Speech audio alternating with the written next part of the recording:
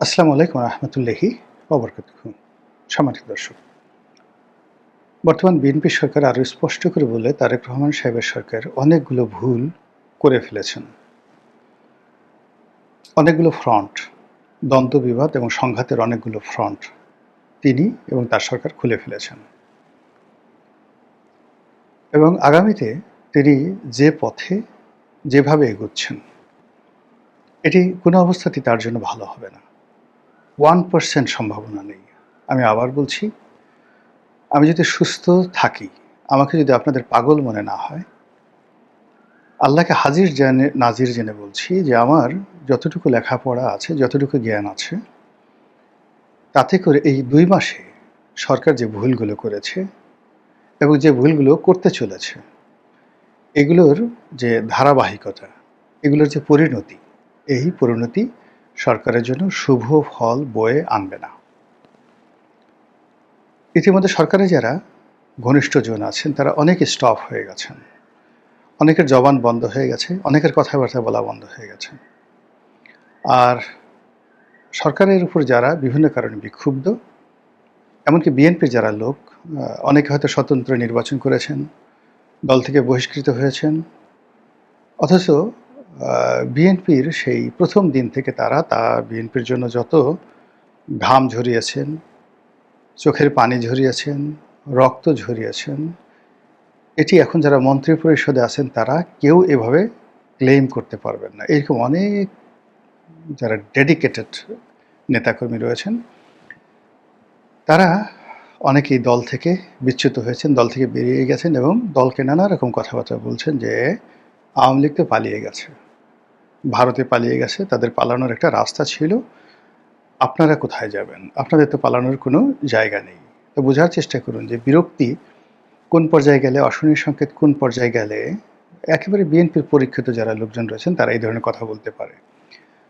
অনেকে হয়তো বলবেন যে তারা না পাওয়ার বেদনা থেকে কথা বলছে। এই কথাগুলো যারা বলছেন তারা আসলে রাজনীতি বোঝেন না। রাজনীতি এমন একটা ব্যাপার, কোনো একটা দলের প্রতি যদি কখনো কারো দুর্বলতা থাকে, কোনো অবস্থাতেই মানুষ সেই দুর্বলতা থেকে বেরোতে পারে না। অনেক মানুষ বেগম জিয়ার দ্বারা অপমানিত হয়েছেন, কিন্তু মৃত্যুর পূর্বক্ষণ পর্যন্ত বেগম জিয়ার জন্য দোয়া করেছেন। অনেক মানুষ জিয়াউর রহমান দ্বারা, বঙ্গবন্ধু দ্বারা, শেখ হাসিনা দ্বারা লাঞ্ছিত হয়েছেন, অপমানিত হয়েছেন, ক্ষতিগ্রস্ত হয়েছেন, কিন্তু ওই যে রাজনৈতিক বিশ্বাসের কারণে তারা ক্ষতিগ্রস্ত হওয়ার পরেও, মানে বঙ্গবন্ধু, জিয়াউর রহমান, খালেদা জিয়া, শেখ হাসিনা তাদের অকল্যাণ কামনা করেননি। বিএনপির যারা লোকজন রয়েছেন, সত্যিকার অর্থে বিএনপি যারা লোকজন রয়েছেন, তারা কোনো অবস্থাতেই তারেক রহমান সাহেবের অমঙ্গল কামনা করবেন না, বিএনপির অমঙ্গল কামনা করবেন না। তারা বিভিন্ন কারণে তাদের যারা প্রতিপক্ষ, প্রতিদ্বন্দ্বী রয়েছে দলের মধ্যে, তাদের সঙ্গে তাদের দ্বন্দ্ব সংঘাত থাকবে, মারামারি কাটাকাটি হবে, কিন্তু দলের বাইরে যাবে না। এটা হলো পলিটিক্যাল ম্যাথমেটিক্স, এটা হলো রাজনীতির অঙ্ক। তো সেদিক থেকে হয়তো কেউ হয়তো এনসিপিতে গেছে, কেউ হয়তো জামাতে চলে গেছে, কিন্তু ইট ডাজ নট মিন যে তারা বিএনপির প্রতি বিরূপ বা যে কোনো কারণে বিএনপিতে তাদের মানে স্কোপ ছিল না বা স্পেস ছিল না, এই জন্য তারা চলে গেছেন। কিন্তু তারা কোনো অবস্থাতেই বিএনপির অমঙ্গল চাইতে পারেন না, কোনো অবস্থাতে কেউ চান না। এটি হলো রাজনীতির ম্যাথমেটিক্স। তো সেই মানুষগুলো যারা, কেউ হয়তো বিএনপিতে আছেন, কেউ বিএনপি ছেড়ে গেছেন, কাউকে কাউকে হয়তো বিএনপি বের করে দিয়েছে, তাদের একটা বিরাট অংশ বলছে যে আপনারা কোথায় পালাবেন। এটা বিএনপির জন্য একটা অশনির সংকেত। এত অল্প সময়ে কথাগুলো কেন আসছে? এখন আমি এই বিষয়ে আলোচনার আগে সংক্ষেপে ৩টি বিষয় বলি। যে ভুলের কারণে ডক্টর মোহাম্মদ ইউনূসের পতন হয়েছে, যে ভুলের কারণে জামাতের পতন হয়েছে, ঠিক একই ভুল জনাব তারেক রহমান সাহেব করছেন। কি কি ভুল করছেন সেগুলো আসবো, তার আগে একটু আরব দেশ থেকে ঘুরে আসি। আপনারা উত্তর আফ্রিকার সেই বিখ্যাত দেশ মিশর, মিশরকে অনেকে অ্যারাবিক রাষ্ট্র হিসেবে গ্রহণ করে, আবার আফ্রিকানও বলে। উত্তর আফ্রিকার দেশ মিশর এবং লিবিয়া। তো ডেজার্ট থাকার কারণে, আরবের সন্নিকটস্থ দেশ হওয়ার কারণে তাদেরকে একই সঙ্গে দুটো আইডেন্টিটি রয়েছে, আফ্রিকান এবং আরাবিয়ান। আর এই রাষ্ট্রগুলোর মধ্যে যে কোনো কারণে হোক না কেন, হাজার হাজার বছর ধরে দুটো রাষ্ট্র, তিনটি রাষ্ট্র সারা পৃথিবীকে চমকিত করেছে। সভ্যতায়, কৃষ্টিতে, কালচারে, শিল্প, সাহিত্য, রাজনীতিতে এবং ইনভেশন, মানে সামরিক বিজয়। তার মধ্যে মিশর, সিরিয়া এবং পারস্য, এই তিনটে রাষ্ট্র। তো এই তিনটে রাষ্ট্রের মধ্যে মিশর যে কোনো কারণে সবাই ফেরাউনের দেশ হিসেবে জানেন। যারা মিশরে গেছেন তারা খুব ভালো করে জানেন যে এই দেশটি একটা বিধাতার আশীর্বাদ। এই দেশটি থেকে যা তৈরি হয়েছে, সৃষ্টি হয়েছে, ওগুলো সারা পৃথিবীকে ডমিনেট করেছে।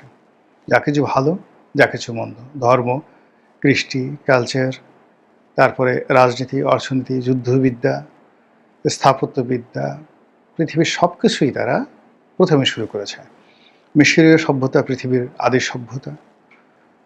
মিশরীয় জ্যোতির্বিজ্ঞান, আদি জ্যোতির্বিজ্ঞান, মিশরীয় জ্যামিতি, সেই যে টলেমির জ্যামিতি, এটাই পৃথিবীকে ডমিনেট করে সব কিছু।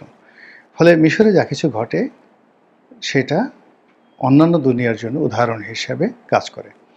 যে পরিস্থিতিতে এখন মিশরে একটি সামরিক সরকার আছে, সিসি আছেন দীর্ঘদিন ধরে মুরসির পতনের পরে। তো আমাদের দেশে যে আগামীতে কোনো এরকম সিসি আসবেন না, এটা কিন্তু বলা যাচ্ছে না। এর কারণ হলো পরিস্থিতি কিন্তু ওইভাবেই শুরু হয়েছে। ২ নম্বর হলো যেখানে মুরসি, যিনি মুসলিম ব্রাদারহুড যে রাজনৈতিক দল, এই মুসলিম ব্রাদারহুডের প্রতিনিধি হয়ে সামরিক বাহিনীর বাইরে গিয়ে প্রায় ৩০-৩৫ বছরের যে একটানা সামরিক শাসন, হোসনি মুবারকের জমানা, মিশরে কিন্তু খুব বেশি দিনের না। অর্থাৎ ধরুন সেই যে দ্বিতীয় বিশ্বযুদ্ধের পর এখানে গামাল আবদেল নাসের আসলেন, তারপর আনোয়ার সাদাত আসলেন, আনোয়ার সাদাতের পরই হোসনি মুবারক, টানা। হোসনি মুবারকের পতন হলো আরব বসন্তের মাধ্যমে। এরপর সেখানে একটি গণতান্ত্রিক নির্বাচন হলো এবং বাংলাদেশে যে জামাত ইসলামী, এরকম জামাত ইসলামের যে আদি সংগঠন, এটির নাম হলো মুসলিম ব্রাদারহুড। সেই মুসলিম ব্রাদারহুডের যিনি প্রধান ব্যক্তি মুরসি, তিনি সেই দেশের গণতান্ত্রিক প্রেসিডেন্ট হলেন এই প্রথম। কিন্তু তিনি বেশি দিন টিকতে পারলেন না। তার অনেকগুলো ভুল হয়েছে এবং সেই ভুলগুলো কি কি, এগুলো আমি মিশরের যারা মুসলিম ব্রাদারহুডের নেতৃবৃন্দ রয়েছেন তাদের সঙ্গে কথা বলেছি। আমি মিশরের আল আজহার বিশ্ববিদ্যালয়ের যিনি চ্যান্সেলর, তার অফিস ভিজিট করেছি এবং তিনি রাষ্ট্রের দ্বিতীয় গুরুত্বপূর্ণ ব্যক্তি। তো সেখানে কথাবার্তা বলেছি, রাজনীতিবিদদের সাথে কথাবার্তা বলেছি এবং যে জিনিসগুলো আমি সেখানে বুঝেছি সেটাই আপনাদেরকে বলব। সেটা হলো মুরসি যখন ক্ষমতা এলেন, সঙ্গে সঙ্গে এইরকম বাংলাদেশের জামাতের মতো বা সেই এনসিপির মতো যারা ডক্টর মোহাম্মদ ইউনূসের সঙ্গে ছিলেন, এরকম একটা প্রেশার গ্রুপ সেখানে নানা রকম মব তৈরি করা শুরু করল। এই মব তৈরি করে এই বাংলাদেশের মতো তারা সেনাবাহিনীর বিরুদ্ধে মব করা শুরু করলো, পুলিশের বিরুদ্ধে মব করা শুরু করলো এবং খুব দ্রুত সেখানে একটি ইসলামী বিপ্লব ঘটিয়ে তাদের দীর্ঘদিনের যে হতাশা, ক্রোধ, ক্ষোভ এবং তাদের জানেন যে বিখ্যাত একজন নেতা ছিলেন সৈয়দ কুতুব, যিনি মূলত সেই গামাল আবদেল নাসেরকে দিয়ে সামরিক অভ্যুত্থান ঘটিয়েছিলেন 50-এর দশকে। কিন্তু বাংলাদেশে যেভাবে কর্নেল তাহেরের অবস্থা হয়েছিল, অর্থাৎ তিনি বিপ্লবের নেতৃত্ব দিয়েছিলেন কিন্তু তাকে মারতে হয়েছে। জিয়াউর রহমান সাহেব তাকে ফাঁসিতে চড়িয়েছেন এবং এটা জিয়াউর রহমান সাহেবের কোনো বিকল্প ছিল না, অনিবার্য ছিল তার জন্য। তো গামাল আবদেল নাসেরও একই অবস্থা। তিনি ক্ষমতা এলেন বটে, কিন্তু সারা মিশরে মুসলিম ব্রাদারহুড এবং সৈয়দ কুতুব এমনভাবে প্রভাব বিস্তার শুরু করলেন যে তাকে গ্রেপ্তার করে তাকে ফাঁসিতে লটকানো ছাড়া ওনার আসলে ক্ষমতায় টেকা কোনো সম্ভব ছিল না এবং সেই কাজটি তিনি করলেন। এজন্য এরপর থেকে মুসলিম ব্রাদারহুডের উপর রাষ্ট্রীয় শক্তি গামাল আবদেল নাসেরের জমানা থেকে একেবারে আজকের দিন পর্যন্ত, রিয়েল টুডে, বাংলাদেশে যেভাবে জামাতের উপরে আওয়ামী লীগ নির্যাতন চালাচ্ছে, কন্টিনিউয়াসলি এইভাবে মুসলিম ব্রাদারহুডের উপর সেই মিশরের সরকারগুলো নির্যাতন চালিয়ে আসছে এবং সিসি সরকারও সেই নির্যাতন চালাচ্ছে।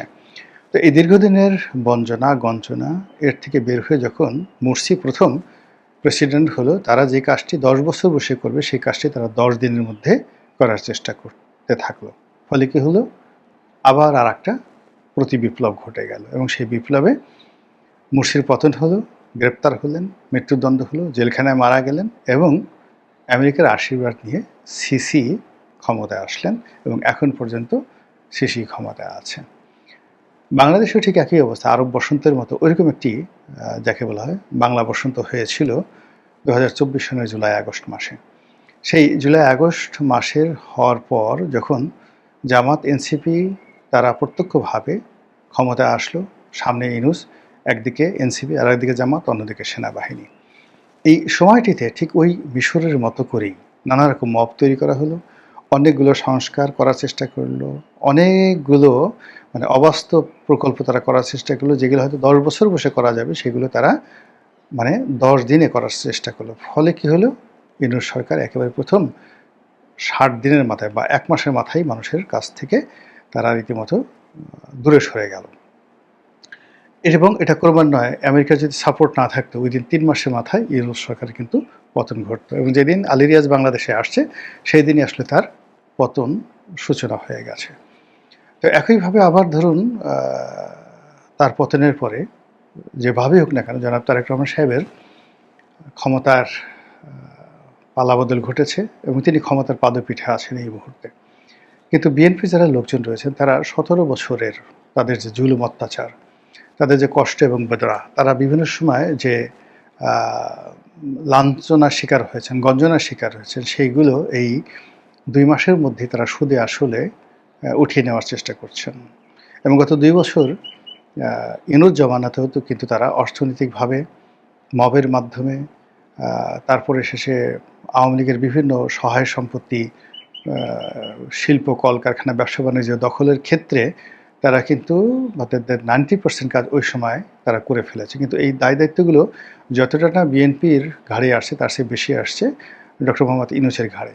কেবলমাত্র বিএনপিকে চাঁদাবাজ হিসেবে অভিহিত করা হয়েছে, কিন্তু তার যে দলের বিরুদ্ধে মানুষের বা মানুষের যে আবেগ, নেতিবাচক আবেগ, এটি কাজ করে আর গণরোষ তৈরি হয়নি।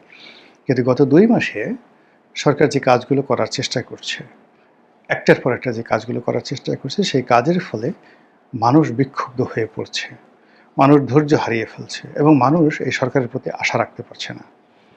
এখন এটা আপনি শুরু করেন আমলাতন্ত্র দিয়ে, একেবারে প্রথম মিলিটারি ব্যুরোক্রেসি, সিভিল ব্যুরোক্রেসি এবং আইন আদালত, কোর্ট কাছারিতে গত 2 মাসে যে অনিয়ম হয়েছে, যে দলবাজি হয়েছে, যত লোককে চাকরি থেকে বাদ দেওয়া হয়েছে, যত লোককে নতুন করে চাকরি দেওয়া হয়েছে, যত বদলি হয়েছে, বদলির জায়গায় আবার প্রতিবদলি হয়েছে এবং এই সংক্রান্ত বিষয়ে যত টাকা লেনদেন হয়েছে, বিশ্বাস করেন আওয়ামী লীগের জমানাতে সে পুরো 17 বছরে যে কাজটি আওয়ামী লীগ করতে পারেনি গত 2 মাসে সেই কাজটি তারা করে ফেলেছে।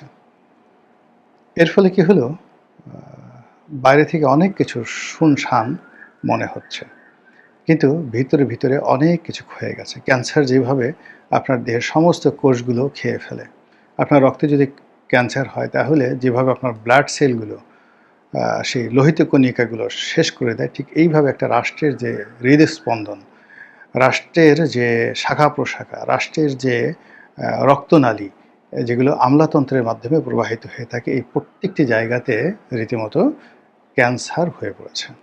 এই গেল এক।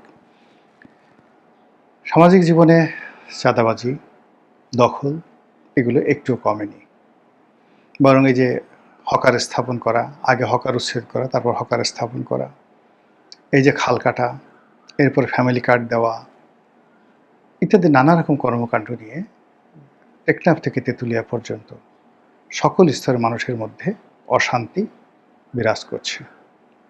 সবচেয়ে বেশি বিপদ হলো জনাব তারেক রহমান সাহেবকে উত্তেজিত করা হচ্ছে। তাকে বারবার একটা বিশেষ গোষ্ঠী তার অতীতকে সামনে নিয়ে আসছে এবং তাকে প্রতিশোধ গ্রহণ করার জন্য উদ্বুদ্ধ করছে। কবে কে তাকে ফ্যানের সাথে টানিয়েছে, কবে তাকে দোতলা থেকে ফেলে দেওয়া হয়েছে, কে তার পিঠের মেরুদণ্ড ভেঙে দিয়েছে, এই জিনিসগুলো যারা সামনে আনছে তারা মূলত সেনাবাহিনীর সঙ্গে সরকারের সম্পর্ক খারাপ করার চেষ্টা করছে এবং এটা কোনো অবস্থাতেই সরকার সামাল দিতে পারবে না। যখন তারেক রহমান সাহেব লন্ডনে ছিলেন, নিঃসন্দেহে তিনি প্রতিজ্ঞা করেছিলেন এবং কমিট করেছিলেন যে তার সঙ্গে, তার পরিবারের সঙ্গে যা হয়েছে তিনি ক্ষমা করে দিয়েছেন। তিনি ক্ষমা করে দিয়েছেন এবং এই জিনিসগুলো নিয়ে আর নাড়াচাড়া হবে না। কিন্তু এই জিনিসগুলো শুধু নাড়াচাড়া হচ্ছে না, যতটা না নাড়াচাড়া হচ্ছে তার চেয়ে আতঙ্ক বেশি ছড়ানো হচ্ছে। একজনকে ধরা হচ্ছে, ১০ জনকে ভয় দেখানো হচ্ছে, এবং যেখানে ভয় দেখানো হচ্ছে সেখানে বিভিন্ন মানুষ নানা রকম আর্থিক লেনদেন যে করছে না তাও কিন্তু বলা যাচ্ছে না। কিন্তু বুঝতে হবে যে বাংলাদেশের দুটো সেন্সিটিভ জায়গা, একটা হলো বিচার বিভাগ আর একটা হলো সেনাবাহিনী। এই দুটো জায়গাতে আপনি যে কোনো রকম লীলা খেলা করেন, যে কোনো রকম আপনি বিচ্যুতি করেন, যে কোনো রকম ভুল করেন, ভ্রান্তি করেন, এটা কোনো অবস্থাতেই রাষ্ট্র হজম করতে পারে না, কোনো সরকারও হজম করতে পারে না, ব্যক্তিও করতে পারে না। এটা অনাদিকাল থেকে। আপনি চিন্তা করেন যখন সেই জেনেসারি বাহিনী ছিল সম্রাট সুলেমানের, সুলতান সুলেমানের, মোর দেন মানে 300 years they rule the whole world. এই যে বাহিনীর মাধ্যমে, সেই বাহিনী বেশ কয়েকবার যুদ্ধ করেছে, বিদ্রোহ করেছে, বহু সুলতানকে, অটোমান সুলতানকে তারা হত্যা করেছে, বহুবার প্রাসাদ আক্রমণ করে সেই এক সুলতানকে মেরেছে, আরেক সুলতানকে ক্ষমতাচ্যুত করেছে। এই কাজগুলো তারা করেছে, কিন্তু তারপরেও সেই জেনেসারি বাহিনীর সঙ্গে সমঝোতা করেই কিন্তু সম্রাটদেরকে রাষ্ট্র পরিচালনা করতে হয়েছে। ৮০০ বছর সামুরাই শাসন ছিল জাপানে, জাস্ট সেনা শাসন, এবং সারা দেশ অর্থাৎ পুরো জাপানকে তারা ২০ থেকে ২৫টি ডিস্ট্রিক্টে ভাগ করে বিভিন্ন সেনা কমান্ডাররা তারা এই জাপানকে ক্ষুদ্র ক্ষুদ্র সামুরাই রাষ্ট্রে পরিণত করেছিল। সবাই রাজাকে মানত, কিন্তু নিজেরা নিজেরা যুদ্ধ করত, এবং ৮০০ বছর ধরে রাজাকে এই সামুরাই কমান্ডারদের যে বাড়াবাড়ি, এটাতে কিন্তু তাকে মেনে নিতে হয়েছিল। পাকিস্তানের জুলফিকার আলী ভুট্টোর একটা ভুলের কারণে, সেই একটা ভুলের কারণে, এবং সে প্রতিশোধ নিতে চেয়েছিল ১৯৭১ সালে ইয়াহিয়া খান, আইয়ুব খানের বিরুদ্ধে, সে টিক্কা খানের বিরুদ্ধে সে প্রতিশোধ নিতে চেয়েছিল, এবং প্রতিশোধ নিতে গিয়ে সে যে ভুলটি করেছে, জিয়াউল হককে যে ক্ষমতা এনেছে, তার প্রেক্ষিতে তাকে নির্বংশ হতে হয়েছে। এবং এখন পর্যন্ত পাকিস্তান, সে জুলফিকার আলী ভুট্টোর পরে এখন পর্যন্ত পাকিস্তান সেই সেনাবাহিনীর কর্তৃত্বেই চলছে। সো যত সহজে মনে করা হয় সব কিছু, পরিস্থিতি কিন্তু তত সহজ নয়। সব কথা বলা যাচ্ছে না, কিন্তু আমার কাছে মনে হচ্ছে যে কিছু কিছু জিনিস আছে ভুলে থাকতে হয়, কিছু কিছু জিনিস আছে ক্ষমা করে দিতে হয়, কিছু কিছু জিনিস আছে প্রতিশোধ নিতে হয় না। কিন্তু বর্তমানে যারা ক্ষমতা আসছেন, they have forgotten everything, all of the rules, and they have already break many rules and regulation in the history. Allah জানেন কি আছে। আমার যতটুকু দায়িত্ব সেটাই বললাম। আশা করি সরকারের কর্তা ব্যক্তিরা অনুধাবন করতে পারবেন। আসসালামু আলাইকুম ওয়া রাহমাতুল্লাহি ওয়া বারাকাতুহু।